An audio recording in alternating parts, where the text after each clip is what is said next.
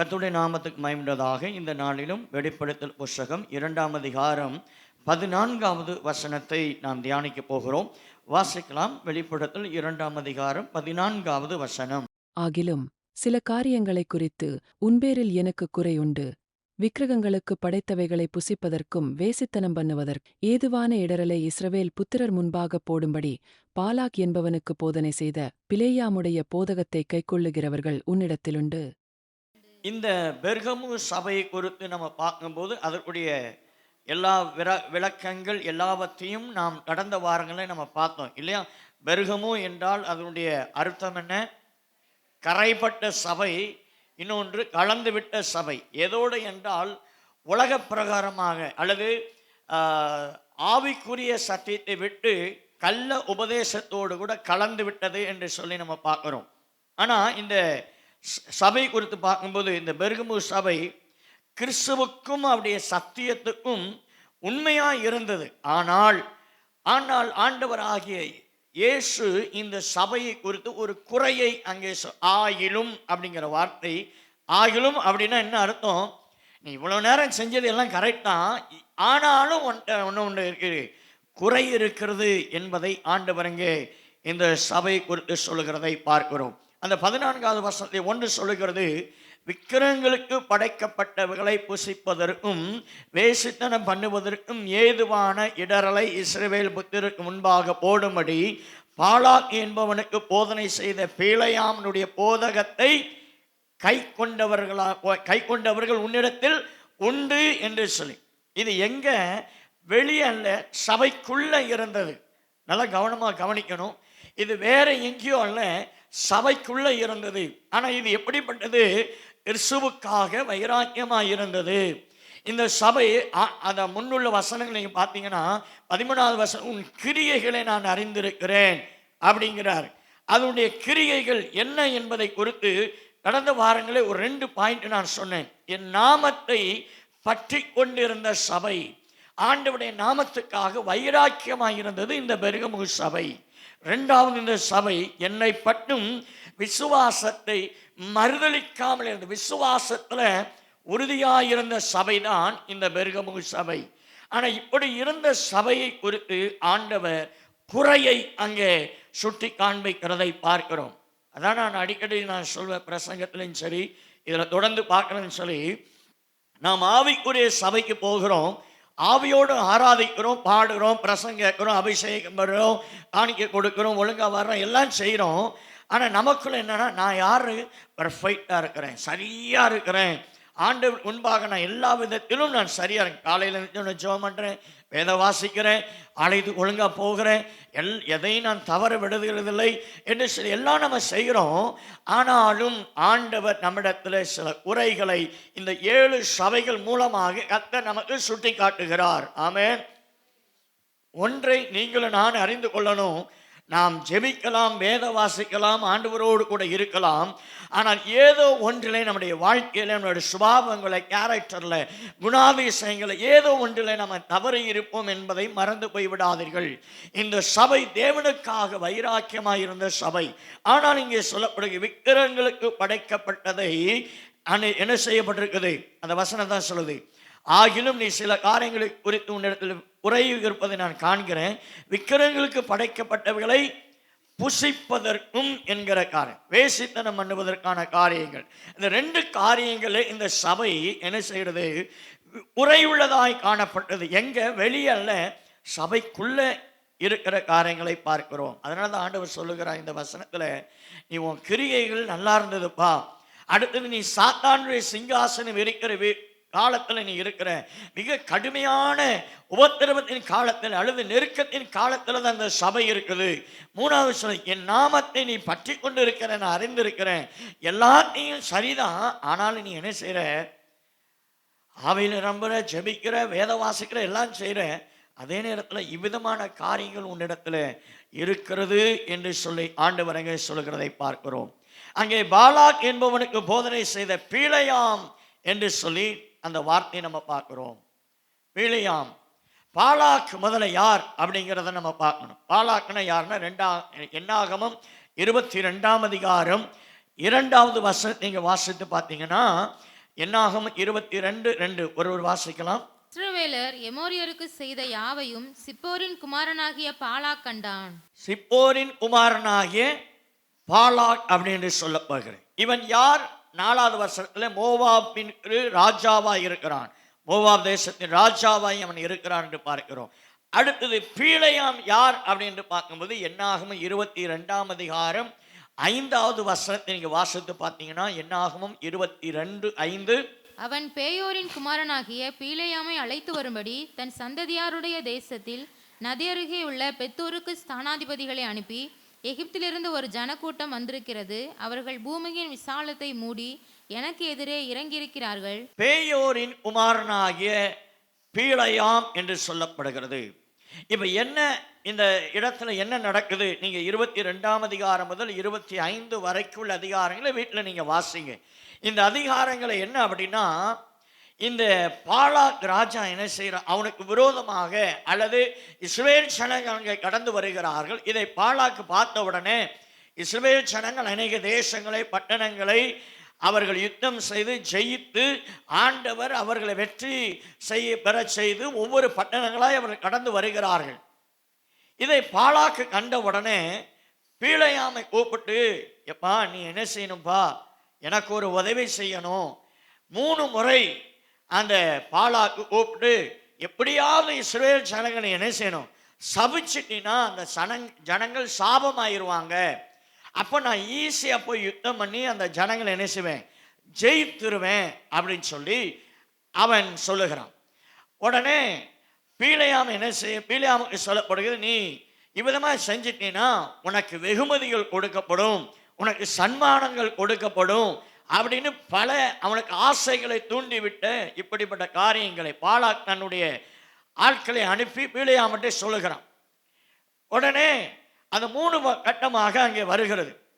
கடைசியில் பார்த்தீங்கன்னா பீழையாமுக்கு விட மனசு இல்லை. உண்மையாய் கர்த்தருடைய பிள்ளையா இருந்தால் என்ன செஞ்சிருக்கணும்? டைம் அவன் சொல்லிடுறேன், முடியவே முடியாது, அது தேவனால் தெரிந்து கொள்ளப்பட்ட ஜனம், அவர்கள் சபிப்பதற்கு எந்த விதத்தில் நான் சம்மதிக்க மாட்டேன்னு சொல்லி இதுக்கப்புறம் என்னை தேடி வராதுன்னு சொல்லி விரட்டி அனுப்பியிருக்கணும். ஆனால் அவன் அப்படி செய்யலை. அனித்தியமான பொருளுக்கு மீது ஆசை வைத்ததுனால விட மனசு இல்லை. முதல் தரம் போயிட்டாங்க. திரும்ப பாலாக்கு அனுப்புகிறான். திரும்பவும் அவர்கள் என்ன செய்கிறான், ஆண்டவர் நீங்கள் பலிபீடத்து மேலே பலியிடுங்க, அதை செய்யுங்க, காளைகளை கொண்டு வாங்க அப்படிலாம் சொல்லி பலியிட்டு அவனை விட மனசில்லாமல் போனதை பார்க்கிறோம். கடைசியில் முக்கியமான ஒரு காரியத்தை நான் சொல்லி அடுத்த பகுதி போகிறேன். இதில் என்ன சொல்கிறேன்னா, பீழையாம் பாலாக்கு ஒரு ஆண்டவர் என்ன சொல்லிட்டாரு, நீ சபிக்க கூடாதுன்னு கட்டாயமா சொல்லிட்டார், கடிந்து சொல்லிட்டார். அது என் ஜனங்கள், யாரோடு கலவாதவர்கள், அது வேறு பிரிக்கப்பட்ட ஜனம், என்னால் ஆசீர்வாதத்தை பெற்றுக்கொண்ட ஜனம், நான் ஆசீர்வதிப்பதற்காகவே அவர்களை தெரிந்து கொண்ட ஜனம். அந்த அதிகாரங்களை பல விதங்களை ஆண்டவர் சொல்லுகிறார். இப்பெல்லாம் சொன்ன உடனே பீழையாமுக்கு பண ஆசை என்ன செய்யலை, விடமாட்டேங்குது. பண ஆசை விடலை. பணத்தை கண்ட உடனே எப்படியாவது பாலாக்கிட்ட இருந்து என்ன செய்யணும், வெகுமதிகளையும் பணத்தையும் பொருளையும் வாங்கிக்கலாம்னு சொல்லி வாய் வெளியே சொன்னாலும் இருதயத்துக்குள்ள அந்த ஆசை என்ன செய்யுது, அவனுக்குள்ள இருந்தது என்று பாருங்க. ஆனபடினால்தான் பீழையாம் ஆண்டவர் ஆசீர்வதிக்க சபிக்க கூடாதுன்னு சொல்லிட்டாரு. ஆனால் நம்ம என்ன செய்யலாம், பாலாக்கு ஒரு ஐடியா கொடுப்போம். என்ன ஐடியானா, 2 விதமான தவறுகளை செய்வதற்கு அவன் என்ன செய்யலாம், ஒரு ஆலோசனை கொடுக்கிறான். என்ன அப்படி பார்த்தீங்கன்னா, என்னாகமத்தின் புஸ்தகம் 25ஆம் அதிகாரம் 1 முதல் 3 வசனங்களை வாசிப்பீர்களானால் அந்த வசனம் முதல் வசனத்தை வாசிக்கலாம். இஸ்ரவேல் சித்தீமிலே தங்கியிருக்கையில் ஜனங்கள் மோவாபின் குமாரத்திகளோடு வேசித்தனம் பண்ண தொடங்கினார்கள். அங்கே நம்ம வாசிக்கிறோம், பீழையாம் பாலாக்கு என்ன சொல்றான், நீ உன் ஜனங்கள் இருக்கிற பெண்களை யூதர்கள் மத்தியிலே அனுப்பி அவர்களை வேசித்தனம் பண்ணுவதற்கு நீ அவருக்கு ஆலோசனை கொடு, அவளை அனுப்பு அப்படின்னு சொல்லி இவளுக்கு ஐடியா கொடுக்குறான். அது மாத்திரமல்ல, நீ என்ன செய், உன் திருவிழாக்களில் பண்டிகை நாட்களில் அவர்களை என்ன செய், விருந்துக்கு அவர்களை அழைக்கணும்னு சொல்லி கூப்பிடுகிறதை பார்க்கிறோம். 2வது வசனத்தை நம்ம வாசிக்கலாம். அவர்கள் தங்கள் தேவர்களுக்கு இட்ட பலிகளை விருந்து பண்ணும்படி ஜனங்களை அழைத்தார்கள். ஜனங்கள் போய் புசித்து அவர்கள் தேவர்களை பணிந்து கொண்டார்கள். இப்ப நான் சொன்னது சரியா விளங்குச்சா? இவன் சபிக்க முடியல, தேவன் சபிக்க கூடாதுட்டாரு. ஆனா பீலையாமுக்கு பாலாக இடத்திலிருந்து வெகுமதியை வாங்கணும். அப்ப என்ன பிசாசு எவ்வளவு தந்திரமா பண்றா பாருங்க. பாலாக்கிட்ட போய் சொல்றான், எப்ப ஆண்டவர் சபிக்க கூடாதுன்னு சொல்லிட்டார். அதனால் 2 காரியம் சொல்றேன். விக்கிரகங்களுக்கு படைக்கப்பட்டதை சாப்பிடுவதற்கு அவர்கள் என்ன செய், போதனை கொடு, அவர் ஆலோசனை கொடு அப்படின்னு சொல்ற. 2வது, மோவாபிய பெண்களை நீ யூதர்களோடு கூட வேசித்தனம் பண்ணுவதற்கு நீ என்ன செய், அனுமதி என்று சொல்லி அவன் சொல்லுகிறான். இவ்விதமாய் செய்தது நிமித்தமாக, அதான் அந்த 1, 2, 3 வசனங்களை பார்க்கிறோம். அந்த காரியங்களை செய்தது நிமித்தமாய் தேவனுடைய கோபம் ஜனங்கள் மேல் வந்தது என்று சொல்லி பார்க்கிறோம். பிசாசு இதுதான் மெயின். பிசாசுடைய திட்டமே அதுதான். தேவனுடைய பிள்ளைகளை வழிவிலக பண்ணணும். தேவனுடைய பிள்ளைகள் எந்த விதத்திலேயாவது தேவனுடைய பாதுகாப்பிலிருந்து விடுவிக்கப்பட வேண்டும். யோபுடைய பாருங்க, அதான் பிசாசு சொன்னான், நீர் அவனை என்ன செய்கிறீர், வேலி அடைக்கவில்லையோ, நீர் அவனை பாதுகாக்கிறதுனால தான் உத்தமத்தில் இருக்கிறான். அவன் நாவினாலே பாவம் செய்யாதபடி, நாவினாலே விரோதமாய் பேசாதபடி இருக்கிறான், தன் பரிசுத்தத்தை காத்து கொள்ளுகிறான் அப்படின்னு சொல்லி அவன் சொல்லுகிறான். கொஞ்சம் உம்முடைய கரத்தை அவனிடத்தை எடுத்து பாரும் பார்க்கலான்னு சொல்லி. ஆனாலும் பிசாசு அவனுக்கு விரோதமாய் எழும்பினாலும் பல காரியங்களை கொண்டு வந்தாலும், ஆனால் யோபு தன் உத்தமத்தில் உறுதியாயிருந்தான் என்று சொல்லி பார்க்கிறோம். தேவனிடத்தில் நன்மையை பெற்ற நான் தீமையை நான் பெறாமல் இருக்கக்கூடுமோ, அதை பெறுவதனாலே பாக்கியத்தை காண்பேன் என்று சொல்லுகிறான். அப்படி பொறுமையாய் அவன் சகித்ததுனால தான் தேவன் 42ஆம் அதிகாரம், யோபுல புஸ்தகம் 42ஆம் அதிகாரத்தில் இழந்த எல்லாவற்றையும் 2 மடங்கு அவன் பெற்றுக்கொள்கிறதை பார்க்கிறோம். ஆனால் இங்கே பார்க்கும் பொழுது பீலையாம் பாலாக்கு ஒரு ஐடியாவை கொடுத்து, தேவன் எப்படியாவது இந்த ஜனங்கள் மீது கோபம் உண்டான உடனே அவருடைய சபிக்கப்பட்டு போயிடுவாங்க, நீ போய் யுத்தம் பண்ணி ஜெயிச்சலாம் அப்படின்னு சொல்லி அவன் என்ன செய்யறான், ஐடியா கொடுக்கிறதை பார்க்கிறோம். அதான் ஆண்டவர் அங்கே அதை மிகவும் முக்கியப்படுத்தி சொல்லுகிறார். விக்கிரகங்களுக்கு படைக்கப்பட்டவைகளை புசிப்பதற்கும் அப்படி என்று சொல். அப்போ நாம் இதில் கவனமாக இருக்கணும். பிள்ளைகள் ஆசைப்படுறாங்க, நம்முடைய குடும்பத்தில் உள்ளவங்க ஆசைப்படுறாங்க, அல்லது வேற ஆண்டவர் அதெல்லாம் பார்த்துக்கிடுவார் அப்படிலாம் கிடையாது. ஆண்டவர் எதனாலும் கர்த்தர் மன்னிப்பார்.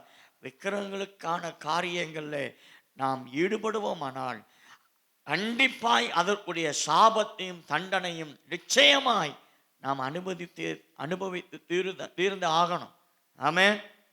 அதான் அந்த வசனத்தில் வாசித்தல, அந்த 3வது வசனம் வாசி. இப்படி இஸ்ரவேலர் பாகால் பேயோரை பற்றி கொண்டார்கள், அதனால் இஸ்ரவேலர் மேல் கர்த்தருடைய கோபம் மூண்டது. கர்த்தருடைய கோபம் மூண்டது என்று சொல்லி நாம பார்க்கிறோம்.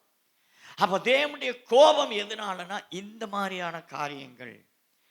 பீலையாம் உலக நன்மைக்காக, பாலாக்கு கொடுக்கிற ஒரு வெகுமதிக்காக தன் ஜனத்தை, தேவனுடைய பிள்ளைகளை அவன் தண்டனைக்குள்ளாக மாற்றிவிட்டதை நாம் இங்கே பார்க்கிறோம். அதனால தான் வெளிப்படத்தில் அங்கே 2ஆம் அதிகாரத்தில் நம்ம வாசிக்கிறோம் அதே வசனம். தொடர்ந்து நீங்கள் அந்த வசனத்தினுடைய காரியங்களை பார்க்கும்போது அடுத்ததாக 15வது வசனத்தை நாம் வாசிக்கலாம். அப்படியே நிக்கோலாய் மதஸ்தருடைய போதகத்தை கைக்கொள்கிறவர்களும் உன்னிடத்தில் உண்டு, அதை நான் வெறுக்கிறேன்.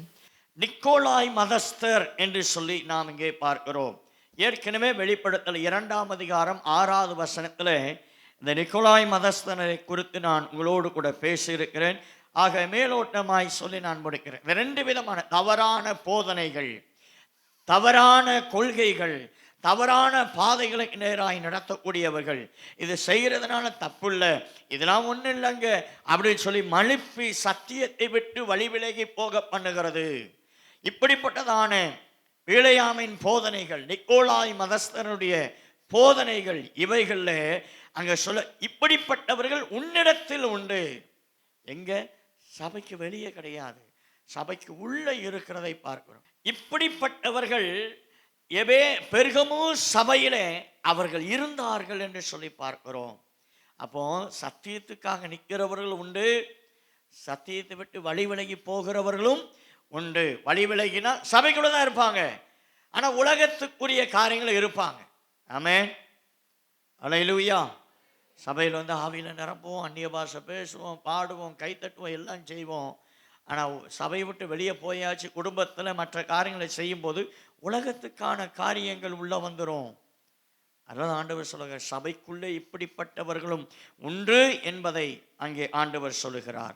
சரி, 16வது வசனத்துக்குள்ள போயிடலாம். நீ மனம் திரும்பு, இல்லாவிட்டால் நான் சீக்கிரமாய் உன்னிடத்தில் வந்து என் வாயின் பட்டயத்தால் அவர்களோட யுத்தம் பண்ணுவேன். இங்கே பார்க்கும் பொழுது நீ மனம் திரும்பு என்று சொல்லி ஆண்டவர், இல்லாவிட்டால் நான் சீக்கிரத்தில் உன்னிடத்தில் வந்து என் வாயின் பட்டயத்தால் அவர்களோடு கூட யுத்தம் பண்ணுவேன் என்று சொல்லி ஆண்டவர் சொல்லுகிறார். பெர்கமு சபையில் உள்ளவர்கள் வெகு சிலர் மட்டுமே இப்படிப்பட்ட போதனை பின்பற்றுபவர்கள் இருந்தார்கள் என்றாலும் அவர் எல்லாரும் குற்றம் செய்துவதற்கான காரணம் என்ன என்பதை நம்ம பார்க்கணும். இப்படிப்பட்ட உபதேசத்துக்கும் இப்படிப்பட்டதான காரியங்களுக்கும் இவர்கள் உட்படுவதற்கான காரணம் என்ன அப்படின்னா, கள்ள போதகர்களை சபை என சில புறம்பே தள்ளாமல் அவர்களை அனுசரித்து போனது நிமித்தமாக. நான் சொல்றது விளங்குதா? அதான் என்னைக்கு சொல்றேன், சபையானது, சபை விசுவாசிகள் எப்படிப்பட்டவர்களாக இருக்கணும்னா, சபையில ஒருவர் பிரசங்கிக்கிறார்கள் என்றால் அந்த செய்தி, அந்த வார்த்தை சத்தியத்துக்கானவைகளா, சத்தியமாய் பேசப்படுகிறதா, உபதேசமாய் இருக்கிறதா, சரியாய் போதிக்கப்படுகிறதா என்பதை நிதானித்து பகுத்தறிகிற ஞானம் நமக்கு தேவை. எதனாலும் பேசுறாங்க அப்படின்னு சொல்லி கேட்டுட்டு நம்ம போகக்கூடாது. தவறாய் போதிப்பார்கள், ஆனால் எழுந்து கண்டனம் பண்ண வேண்டியவர்களாய் நாம் மாறணும். ஆமென். இந்த சபையில இப்படிப்பட்டவர்கள் இருந்து கிரியை செய்வதற்கான காரணம் என்னன்னா, அப்படிப்பட்ட கள்ள போதகர்களை இவர் என்ன செய்து புறம்பே தள்ளலை. சபைக்கு நீ வேண்டாயா, கடிந்து புத்திமதி சொல்லி உபதேசித்தால் இந்த சபைக்கு ஊழியக்காரன் இரு, இல்லைன்னா சபை விட்டு போ, இல்லை நாங்கள் எல்லாரும் வெளியே போயிடுறோம், சத்தியம்தான் முக்கியம் என்று சொல்லக்கூடிய அளவுக்கு இந்த சபை இல்லாமல் போனதே காரணம் என்று சொல்லி பார்க்கிறோம். அது மாத்திரமல்ல, இவ்விதமான அசுத்தங்கள் தங்கள் சபையில் வேறு கொள்ள அனுமதித்தார்கள். இப்படிப்பட்ட கள்ள உபதேசங்கள், இப்படிப்பட்ட தவறான கொள்கைகளை சபையில சிலர் அதை கை கொண்டவர்கள் விசுவாசிகளாய் இருக்கிறார்கள், அதை போதிக்கிற ஊழியக்காரர்களும் இருக்கிறார்கள். அதை பக்தி உள்ள, வைராக்கியம் உள்ள, கர்த்தருக்காக சத்தியத்தில் நிலைத்திருக்கிறவர்கள் கண்டுகொள்ளாதவர்களாய் இருந்ததே இதற்கு காரணம் என்று சொல்லப்படுகிறது. ஆகவே இப்படிப்பட்ட உபதேசத்துக்கு யார் காரணம்? ஊழியக்காரர்களும் காரணம்தான். சபை சீரழிந்து போவதற்கு இரண்டாவது இருக்கிற விசுவாசிகள் சிலரும் காரணம் என்பதை நாம் மறந்துவிடக் கூடாது. ஆமென், அல்லேலூயா, ஸ்தோத்திரம். இங்க நம்ம பார்க்கும்போது இந்த 16வது வசனத்தில் சொல்லப்படுகிறது, இந்த பெர்கமு சபை இதை பார்க்கும்போது இந்த தவறுகளை செய்தது என்று பார்க்கிறோம். கள்ள போதகர்களை என்ன செய்தது, அங்கே அவர்களை அனுமதித்து அவர் மேலே விழுந்த தவறாய் இருந்தது என்று சொல்லி நம்ம பார்க்கிறோம் இல்லையா? 2 காரியங்கள். அது மாத்திரமல்ல, இந்த எபேசு சபையின் பாவத்துக்கு நேர் எதிரான காரியங்களை குறித்து பார்க்கிறோம். நீங்க அந்த 16வது வசனத்தை வாசிங்க. நீ மனம் திரும்பு, இல்லாவிட்டால் நான் சீக்கிரமாய் உன்னிடத்தில் வந்து என் வாயின் பட்டயத்தால் அவர்களோட யுத்தம் பண்ணுவேன். அதான் இந்த வசனத்தில் பார்க்கிறோம். 3வது, முதல்ல நம்ம பார்த்தோம், கள்ள போதர்களை சபை புறம்பே தள்ளுவதற்கு தவறிவிட்டதன் காரணம். 2வது, இவ்விதமான அசுத்தங்களை தங்கள் சபையில வேறு கொள்ள அனுமதித்தது. அடுத்தது, இவர்கள் பாவம் எபேசு சபையின் பாவத்துக்கு நேர் விரோதமானது. எபேசு சபை கிறிஸ்தவர்கள் கள்ள போதகத்தை அல்லது கள்ள ஊழியக்காரர்களை அவர்கள் சகிக்கவில்லை. நீங்க அந்த வசனத்தை நீங்க வாசித்து பார்த்தீங்கன்னா, 2வது வசனத்தை வாசிங்கள். கிரியைகளையும் உன் பிரயாசத்தையும் உன் பொறுமையையும் நீ பொல்லாதவர்களை சகிக்க கூடாமல் இருக்கிறதையும் அப்போஸ்தலர் அல்லாதவர்கள் தங்களை அப்போஸ்தலர் என்று சொல்லுகிறதை நீ சோதித்து அவர்களை பொய்யரென்று கண்டறிந்ததையும். இங்கே பார்க்கிறோம், எபேசு சபை குறித்து பார்க்கிறோம், அதை கண்டறிந்து அதை புறம்பே தள்ளினது. ஆனால் பெர்கமு சபை அல்ல, உள்ளே அனுமதித்தது. யாரை எப்படி பேசிட்டு போறாங்க, நமக்கு என்னையா, நம்ம போறோம், அமைதி ஆராதிச்சோமா, காணிக்கை போட்டோமா, செய்தி கேட்டோமா, அமைதி, யாருக்கு தொந்தரவு இல்லாமல் வருவோமா போவோமா அப்படி இருந்துரும். இப்படி இருக்கிறவர்கள் தான் தவறு பண்ணுகிறார்கள். சபை என்பது எல்லாருக்கும் உரியது. கண்டனம் பண்ணணும், தவறான உபதேசங்களை கடிந்து கொள்ளணும், தவறான கிரியைகளை பார்ப்போமானால் அதை கடிந்து, ஒருவேளை உங்களால் சபையில் இருக்கிற விசுவாசி மற்றவர்கள் இவ்விதமான காரியங்களை இருப்பாங்கன்னா உங்களால் அவர்களை கண்டனம் பண்ண முடியல அப்படின்னா சபை நடத்துகிற ஊழியரிடத்துல அதை அறிவித்து, பாஸ்டர் இந்த மாதிரி பார்த்தேன், இந்த மாதிரி காரியங்கள் சொல்லி ஊழியக்காரத்தை சொல்லி அவர்கள் மூலமாக என்ன செய்யணும், அவர்களை ஆலோசனை கொடுக்கவோ, அவர்கள் அந்த பாதையிலிருந்து வழிவிலகி நேர் வழியில் கர்த்தருக்கு பிரியமாய் அவர்கள் சரி செய்யப்படுவதற்கு நீங்கள் சொல்லணுமே தவிர, நீங்கள் 10 பேர்கிட்ட போய் என்ன செய்யக்கூடாது, சொல்லி அதை தேவனுடைய நாமம் தூஷிக்கப்படுவதற்கு இடம் கொடுக்கக்கூடாது. இங்கே அதான் சொல்லப்படுகிறது. இந்த எபேசு சபை 2ஆம் அதிகாரம் 4வது வசனத்தை பார்க்கும் பொழுது, எபேசு ஆதியின் அன்பை, ஆண்டவரிடத்தில் கொண்டிருந்த அன்பை விட்டுவிட்ட சபை. நல்லா கவனிங்க. முதல்ல நம்ம பார்த்தோம், எபேசு சபை கள்ள உபதேசக்காரர்களை கண்டறிந்து அவர்களை நிதானித்து அறிந்து அவர்களை விலகி போன சபை. 2வது, எபேசு சபை ஆதியின் அன்பை விட்டு விட்டது. கவனிக்கீங்களா? இப்ப பெர்கமு சபையை பார்க்கும்போது கள்ள உபதேசத்தையும் கள்ள கிரியைகள் அல்லது இப்படிப்பட்ட பீழையாமின் போதனைகள், இப்படிப்பட்ட பாலாக்களுடைய அருவருப்பான காரியங்கள், இவைகளை சபையில அனுமதிக்கிற அல்லது ஏற்றுக்கொள்ளக்கூடிய விசுவாசிகளையும் ஊழியர்களையும் அங்கீகரித்தது. ஆனால் பெர்கமு சபை ஆதியின் அன்பை அது விட்டுவிடவில்லை.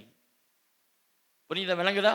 நீங்க எபேசு சபையில ஆதியின் அன்பை விட்டு விட்டான்னு வரும், ஆனா பெர்கமு சபையில அது வராது. கிறிஸ்துவுக்குள் அன்பாய் இருக்கிறது, ஆண்டவரை தேடுகள் எல்லாவற்றிலும் சரியா இருந்தது, ஆனால் இப்படிப்பட்ட கிரியைகளை அங்கே பார்க்கிறோம். சரி, 17வது வசனம். ஆவியானவர் சபைகளுக்கு சொல்கிறதை காதுள்ளவன் கேட்க கடவன்.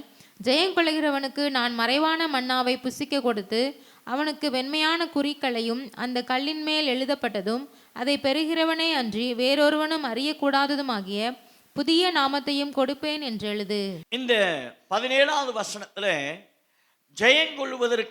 கொள்கிறவர்களுக்கான வாக்கு தத்தங்களை வாக்கு கொடுக்கிறார். நீ பெர்கமு சபையே, நீ இந்த உலகத்திலே உனக்கு வருகிற எல்லா விதத்திலும் சத்தியத்தில் உபதேசத்தில் எல்லாவற்றிலும் சரியா நீ இருந்தாயானால், ஜெயம் பெற்றுக் கொள்வாயானால் 3 விதமான ஆசீர்வாதங்களை பெர்கமு சபைக்கு ஆண்டவர் அங்கே வாக்கு கொடுக்கிறார். 1, மறைவான மன்னா. 2வது, வெண்குறிக்கல். 3வது, புதிய நாமம். இந்த 3ஐயும் ஆண்டவர் பெர்கமு சபைக்கு கொடுக்கிறதை பார்க்கிறோம். பெர்கமு சபை சாத்தான் சிங்காசனம் இருக்கிற இடத்தில் இருக்கலாம். அப்படின்னா ரொம்ப நெருக்கடியான காரணம். சுயாதீனமாய் கர்த்தரை ஆராதிக்க முடியாது, சுயாதீனமாய் எதுவும் செய்ய முடியாது. அவ்வளோ உபத்திரவங்கள், அவ்வளோ பாடுகள், அவ்வளோ வேதனைகள், அப்படிப்பட்ட சபைதான். ஆனாலும் அப்படிப்பட்ட இடத்துல அந்த பெர்கமு சபையில சிலர் கர்த்தருக்காக வைராக்கியமாய் இருக்கிறவர்களை கண்டு கர்த்தர் சொல்லுகிறார், எனக்காக வைராக்கியமாய் இருக்கிற தேவனுடைய பிள்ளையே, நீ கடைசி வரைக்கும் நீ வைராக்கியமாய் இருந்து உன் வாழ்க்கையில ஜெயம் பெற்றுட்டா 3 விதமான ஆசீர்வாதத்தை நான் உனக்கு தருவேன் என்று சொல்ல. தேவ பிள்ளை, இந்த வார்த்தை கேட்கிற அருமையான தேவனுடைய பிள்ளைகளை, உங்கள் வாழ்க்கையில ஆண்டவருக்காக மரணம் வரைக்கும், ஆண்டவருடைய வருகை வரைக்கும் நீங்கள் வைராக்கியமாயிருங்க. என்ன பாடுகள் வரட்டும், என்ன உபத்திரவங்கள் வரட்டும், என்ன அவமானங்கள் வரட்டும், எல்லாம் வந்தாலும் ஏளனமான காரியங்களை பேசட்டும், ஆண்டவரை தேடி தேடி என்னத்தை கண்டன்னு சொல்லலாம், ஆண்டவர் உனக்கு என்ன செய்துட்டார் என்று சொல்லி பல காரியங்களை சொல்லலாம். அதெல்லாம் நமக்கு முக்கியம் இல்லை. ஆனால் ஆண்டவராக இயேசு சீக்கிரம் வரப்போகிறார். அவர் வரும் பொழுது தேவன் நமக்காக, உங்களுக்காக வைத்திருக்கிற அந்த மேலான மகிமையின் ஆசீர்வாதத்தை பெற்றுக்கொள்வதற்கு நாம் ஆயத்தம் உள்ளவர்களாய் எதிர்பார்ப்போடு கூட இருப்போம். இங்கே பார்க்கும்போது 1வது, மறைவான மன்னா என்று சொல்லி பார்க்கணும். இந்த வார்த்தை கேட்டவுடன் நமக்கு ஞாபகம் எங்க வருதுன்னா, யாத்திராகமத்தில் நமக்கு ஞாபகம் வரும். யாத்திராகமத்தின் புஸ்தகம் 16ஆம் அதிகாரத்தில் அங்கே பார்க்கிறோம். 16ஆம் அதிகாரம் 31, 33வது வசனம். இஸ்ரவேல் வம்சத்தார் அதற்கு மன்னா என்று பெயரிட்டார்கள். அது கொத்துமல்லி அளவாயும் வெண்மை நிறமாயும் இருந்தது. அதன் ருசி தேனிட்ட பணிகாரத்திற்கு ஒப்பாயிருந்தது. அப்பொழுது மோசே, கர்த்தர் கட்டளையிட்ட காரியம் என்னவென்றால், நான் உங்களை எகிப்து தேசத்திலிருந்து புறப்பட பண்ணினபோது வனாந்தரத்தில் உங்களுக்கு புசிக்க கொடுத்த அப்பத்தை உங்கள் சந்ததியார் பார்க்கும்படிக்கு அவர்களுக்காக அதை காப்பதற்கு அதிலே 1 ஓமர் நிறைய எடுத்து வைக்க வேண்டும் என்றான். இங்கே பார்க்கும் பொழுது இஸ்ரவேல் ஜனங்களுக்கு ஆண்டவர் வனாந்தரத்தில் எகிப்திலிருந்து புறப்பட்டு வனாந்தரத்தில் கானானை நோக்கி பிரயாணப்படுகிறார்கள். அப்பொழுது ஆண்டவர் அவர்களுக்கு மன்னாவை கொடுத்து அவர்களை போஷித்து வந்தார். ஏன்னா விவசாயம் பண்ண முடியாது, அவருக்கு சொந்தமான இடம் கிடையாது, அவர் பிரயாணத்தில் இருக்கிறார்கள். ஆகவே அவர்களை ஆண்டவர் தான் அவர்களை போஷித்தார். மன்னாவையும் காடையும் அவர்களுக்கு கொடுத்து போஷித்தார் என்று பார்க்கிறோம். ஆகவே இந்த மன்னா பார்க்கும் பொழுது அதை குறித்து அங்கே சொல்லப்படுகிறது. இன்னுமாய் எபிரேயர் 9ஆம் அதிகாரம் 4வது வசனத்தை நீங்கள் வாசித்து பார்க்கும் பொழுது, எபிரேயர் 9ஆம் அதிகாரம் 4வது வசனம். அதிலே பொன்னார் செய்த தூப கலசமும் முழுவதும் பொற்றகடு பொதித்திருக்கப்பட்ட உடன்படிக்கை பெட்டியும் இருந்தன. அந்த பெட்டியிலே மன்னா வைக்கப்பட்ட பொற்பாத்திரமும் ஆரோனுடைய தளிர்த்த கோலும் உடன்படிக்கையின் கற்பலகைகளும் இருந்தன. தொடர்ந்து சில வசனங்களை நான் உங்களுக்கு சொல்லுகிறேன், எழுதி கொள்ளுங்கள். சங்கீதம் 78, 24. சங்கீதம் 78, 24. யோவான் 6ஆம் அதிகாரம் 48 முதல் 51 வசனங்கள். இந்த வசனங்கள்லாம் இந்த மன்னா என்கிற காரியத்தை குறித்து பார்க்கிறோம். ஆகவே ஜெயம் பெற்ற நமக்கு, ஜெயம் பெறுகிற நமக்கு ஆண்டவர் பரலோகத்தில் தேவன் மன்னாவை கர்த்தர் கொடுப்பார் என்று சொல்லி பார்க்கிறோம். இந்த பெர்கமு சபைக்கு ஆண்டவர் கொடுக்கிற வார்த்தை. இரண்டாவதாக வெண்குறிக்கள் என்று சொல்லி நாம் அங்கே பார்க்கிறோம். அப்படின்னு அந்த வெண்மையான குறிக்கள் அப்படின்னா என்ன அப்படின்னு சொல்லி பார்த்தீங்கன்னா, பழைய ஏற்பாட்டு காலத்தில் பார்க்கும்போது, இப்போ உதாரணத்துக்கு உங்களுக்கு சொல்கிறேனே, இப்போ ஒரு வீட்டில் திருமணம் நடக்குது, ஒரு வீட்டில் திருமணம் நடக்குது, இல்லை வீட்டில் பால்காய்ப்பு நடக்குது இல்லையா? அப்போ நீங்கள் என்ன செய்வோம்? நம்மளாம் என்ன செய்வோம்? பத்திரிக்கை அடித்து என்ன செய்வோம்? ஒரு வீட்டுக்கு ஒவ்வொரு வீடாக நம்மளோட சொந்தங்கள், நண்பர்கள், நமக்கு தெரிந்தவர்கள் எல்லாரும் வீட்டுக்கு போய் அந்த அழைப்புதலை கொடுத்து, கண்டிப்பாக நீங்கள் என்ன செய்யணும்? குடும்பம் வந்துருங்க, வந்து என்ன செய்யுங்க, நல்லா பிள்ளையை ஆசீர்வதித்து வீட்டை ஆசீர்வதிச்சுட்டு என்ன செய்யுங்க, திருப்தியாக சாப்பிட்டுட்டு போங்கன்னு சொல்லி அவர்களுக்கு அழைப்புதலை கொடுப்போம். அதே போல தான் இந்த பழைய ஏற்பாட்டு காலத்தில் பார்க்கும் பொழுது அங்கே விருந்தினர்களை அழைப்பதற்கு அல்லது ஒரு வைபவங்கள், அதான் நான் சொன்னேன், ஒரு வீடு பிரதிஷ்டை அல்லது ஏதோ ஒரு நிகழ்ச்சி நடக்கும் என்றால் ஒருவரை அழைப்பதற்கு இந்த வெள்ளை குறி கல்லை இணைசுவார், வெள்ளை கல்லை அவர்களுக்கு வழங்குவார்கள். அந்த வெள்ளைக்கல்லை கொடுத்தோம் அப்படின்னா என்ன அர்த்தம்? நான் உங்களை எங்கள் வீட்டு நிகழ்ச்சிக்கு அழைக்கிறேன், நீங்கள் எங்கள் வீட்டுக்கு வாருங்கள் என்று சொல்லி அர்த்தமாக இருக்கிறது. இது ஒன்று. ரெண்டாவது, வெற்றி பெற்றவர்களுக்கு, விளையாட்டில் வெற்றி பெற்றவர்களுக்கு அல்லது ஜெயம் பெற்றவர்களுக்கு இந்த வெள்ளைக்கல்லை அவர்கள் கொடுப்பார்கள். ஜெயம் பெற்றதற்கு அடையாளமாக இந்த வெள்ளைக்கல்லை கொடுப்பார்கள். மூன்றாவதாக, ஒருவன் குற்றம் செஞ்சிட்டான் அப்படின்னா நம்ம என்ன செய்யணும்? கோர்ட்டுக்கு போகிறோம் இல்லையா? அங்கே நீதிபதி இருக்கிறார். பழைய ஏற்பாட்டு காலங்களில் என்ன செய்வாரா, அந்த நீதிபதி 2 கல் வச்சிருப்பாங்க. ஒன்று வெள்ளைக்கல், இன்னொன்று கருப்பு கல். அவர் எல்லாத்தையும் விசாரிச்சுட்டு, தீர விசாரிச்சுட்டு, அவர் வெள்ளைக்கல்லை தூக்கினா என்ன அர்த்தம்? இவர் தண்டனைக்குரியவர் அல்ல, இவர் மேல் குற்றம் சுமத்தப்படாது என்று சொல்லி அர்த்தம். அதே நேரத்தில் கருப்பு கல்லை உயர்த்தி காமிச்சிட்டாருன்னா இவன் தண்டனைக்குரியவன், இவன் குற்றவாளி என்பது அடையாளம். விளங்குதா? அப்போ இதன் மூலமாக நம்ம என்ன அறிந்து கொள்கிறோம் என்றால், இந்த உலகத்தில் வாழ்கிற நாம, இந்த வார்த்தை கேட்கிற அருமையான தேவனுடைய பிள்ளைகள், ஆண்டவருடைய பாதையில் நம்ம நடந்து தேவன் நமக்கு நியமித்த பாதையில் வெற்றியாய் ஜெயமாய் நாம் ஓடி முடித்துட்டோம்னா, ஓட்டப்பந்தயம். நாம் இந்த கிறிஸ்தவ வாழ்க்கை என்பது ஒரு ஓட்டப்பந்தயம். அது அது அது கடினமாய் ஓடணும். சில நேரங்கள் தடுமாற்றங்கள் வரும், சில நேரங்கள் நம்முடைய சிந்தைகள் வேற எங்கே போகும். எல்லாத்தையும் நம்ம ஒருமுகப்படுத்தி கர்த்தர் நமக்கு போதிக்கிற உபதேசிக்கிற சத்தியத்தில் நம்ம நேர்வழியாய் நடந்து வெற்றியா ஓடி அப்படி வருகை வரும் பொழுது ஜெயம் பெற்றவர்கள் தான் பரலோகத்துக்கு போவோம். பரலோகத்துக்கு போன உடனே ஆண்டவர் திரளான தூதருக்கு முன்பாக மரித்து உயிரோடு கூட எழுப்பின பரிசுத்தவான்களுக்கு முன்பாக லட்ச லட்சமான தேவனுடைய பிள்ளைகளுக்கு முன்பாக ஆண்டவர் நம்ம ஒவ்வொரு கையில் என்ன செய்வாராம்? வெள்ளை கல்லை கொடுப்பாராம். அப்படின்னா என்ன அர்த்தம்? என் மகள் என் மகன் இந்த உலகத்தில் எனக்காக உலகத்தின் காரியங்களால் லாபமானது நஷ்டம் என்று விட்டு எல்லா பாடுகள் மத்தியிலும் உபத்திரவத்தின் மத்தியிலும் உண்மையும் உத்தமமாய் வாழ்ந்து ஓட்டத்தை வெற்றியாய் ஜெயமாய் முடித்தான் என்பதை எல்லாருக்கும் முன்பாக என்ன செய்வாராம்? இந்த வெள்ளைக்கல்லை உயர்த்தி அவர் நம்மளை மகிமைப்படுத்துவார். அல்லேலூயா! எவ்வளோ மகிமையான பாருங்க தோதுறோம் இல்லையா? ஒரு நாள் ஒரு கூட்டம் நடக்கு, நம்ம போய் உட்காந்துருப்போம். என்ன நினைப்போம்? அந்த நிகழ்ச்சி நடத்துறவங்க நம்மளை கூப்பிட்டு வாங்க வாங்க உட்காருங்க அப்படி சொன்னால் நமக்கு என்ன ஆயிரும்? அப்படியே எல்லாரும் நம்மளை பார்ப்பாங்களா அப்படின்னு ஒரு சைடில் வேற பார்த்துக்கிறது. சாதாரண ஒரு நிகழ்ச்சியிலே எப்படின்னா, பரலோகத்தில் உங்களை என்னையும் ஆண்டவர் அப்படி சமூகத்தில் நிற்கும்போது எல்லாருக்கும் முன்பாக தேவன் நம்மை அறிமுகப்படுத்துவார். அல்லேலூயா, அல்லேலூயா. அதை குறித்து வருகிற வசனம் நம்ம பார்க்க போகிறோம். அடுத்து மூன்றாவது புதிய நாமம் என்று சொல்லப்படும். இது எழுதப்பட்ட பெயர் இக்கல்லை பெறுகிறவர்கள் மட்டுமே அறிந்து கொள்வார்கள். இப்போ நான் போய் ஆண்டவர்கிட்ட அந்த கல்லை பெறுகிறேன்னா அதில் என்ன நாமம் எழுதியிருக்கிறது என்பதை அதை வாங்கி நான் பார்க்கும்போது தான் எனக்கு தெரியும். வேற யாருக்கு என்ன செய்யாது? தெரியாது. விளங்குதா? புரியுதா? அப்படிப்பட்ட புதிய நாமத்தை தேவன் நமக்கு தருவார். இரண்டாவது, அதை பெறும் வரைக்கும் அந்த பெயர் இன்னதென்று நமக்கும் தெரியாது. அல்லேலூயா!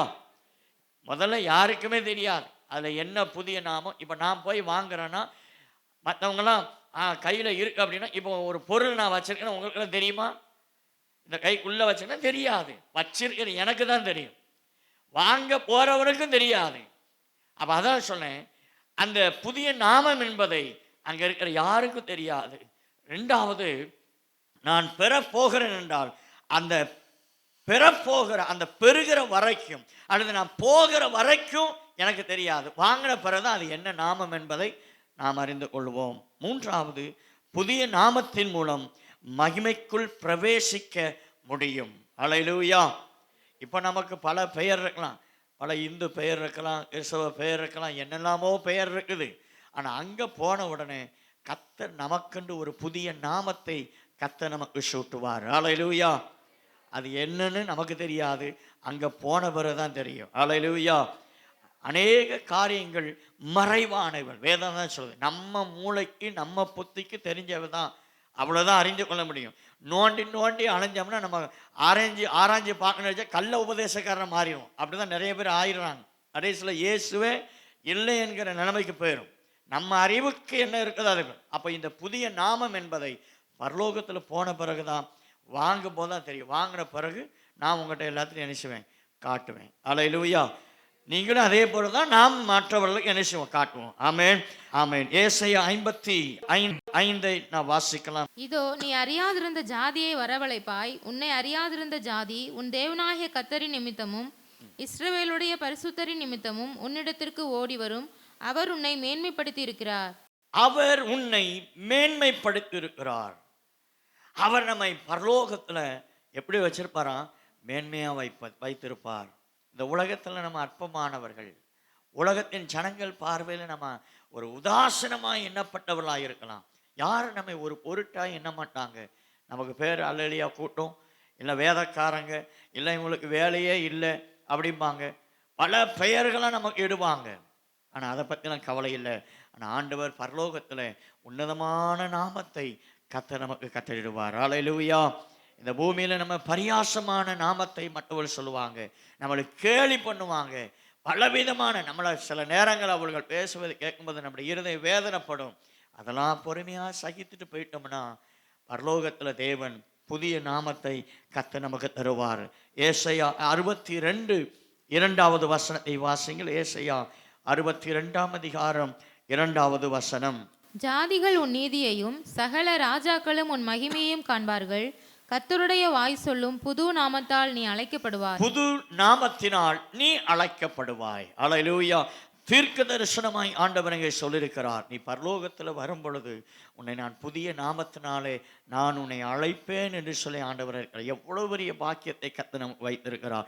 ஆகவே தான் இந்த பெருகமு சபையை பார்த்து சொல்லுகிறார், இந்த உலகத்தில் நீ பாடுபடலாம், நீ நெருக்கப்படலாம், உபத்திரவப்படலாம், சத்தியத்தில் உறுதியாக இருக்கு, ஆனால் சில குறைகள் ஒன்று இருக்குது.